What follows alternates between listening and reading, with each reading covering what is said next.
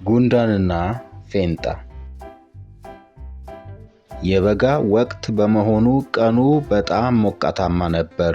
በሞቃታማው ቀን ከሰውነታቸው ክብደት በእጥፍ የሚበልጥ የስንዴ እህል የተሸከሙ ጉንዳኖች ረዥም መስመር ሰርተው በአቧራ መንገድ እያለፉ ነበር። ጉንዳኖቹ እህሉ ከሚሰበስቡበት ቦታ ወደ ቤታቸው ሳይቆሙና ሳያርፉ ቀኑን ሙሉ ሲያመላልሱ ይውላሉ። አንድ ፌንጣ ደግሞ የሳር ቅጠል ላይ ቁጭ ብሎ የሙዚቃ መሳሪያ እየተጫወተ ይዘፍናል። እየዘፈነ ጊዜያቸውን በሥራ እያሳለፉ የሚገኙትን ጉንዳኖች አይቶ ያፌዝባቸዋል።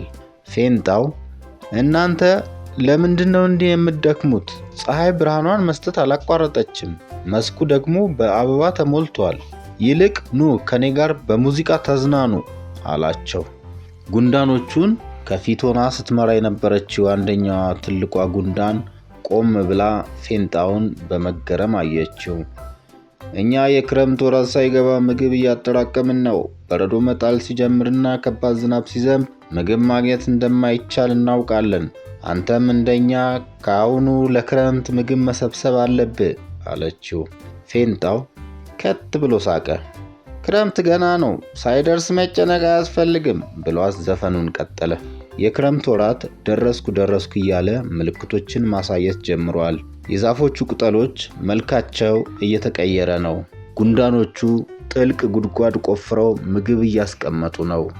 የክረምቱን ብርድ ለመከላከል ደግሞ የቤታቸውን ግድግዳ በደረቅ ሳር ሸፈኑት።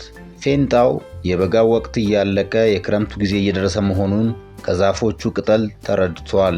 ነገር ግን ሲደርስ የሚሆነውን ለማየት ምንም አልተጨነቀም። ጊዜ ያለኝ እስከዛ ልዝናና አለ ለራሱ። ከመስክ ወደ መስክ እየዘለለ የሚያዳምጠው ሲያገኝ ቁጭ ብሎ ደግሞ ይዘፍናል። አሁን ጊዜው እየረፈደ ነው።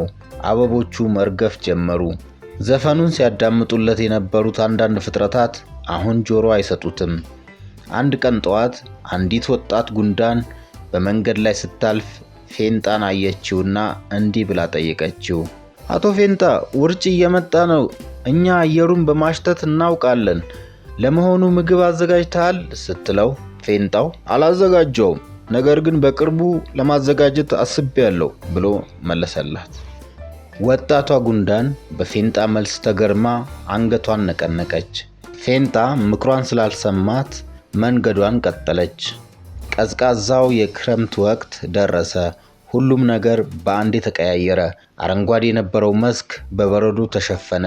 አየሩ በጣም መቀዝቀዝ ጀመረ።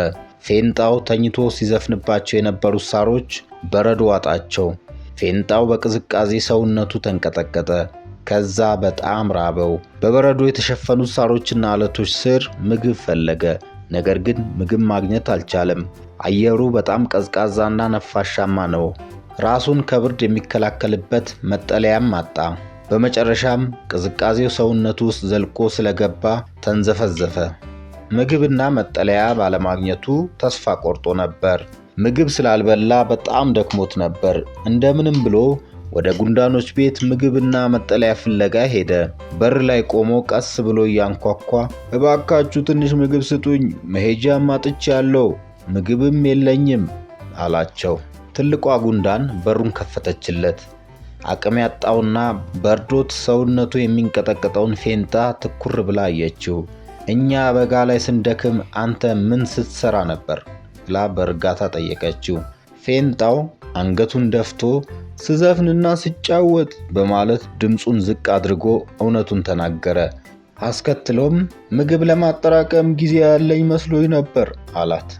ትልቋ ጉንዳን አዝናለት ወደ ቤት እንዲገባ ፈቀደችለት።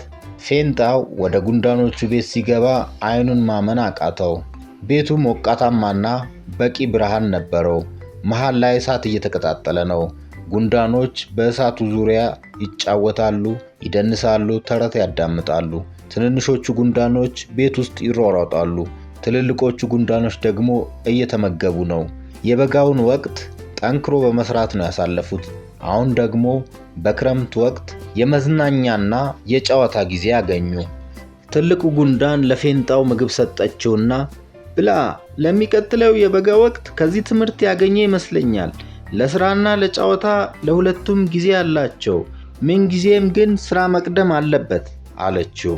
ተረቴን መልሱ፣ አፌን በዳቦ አብሱ።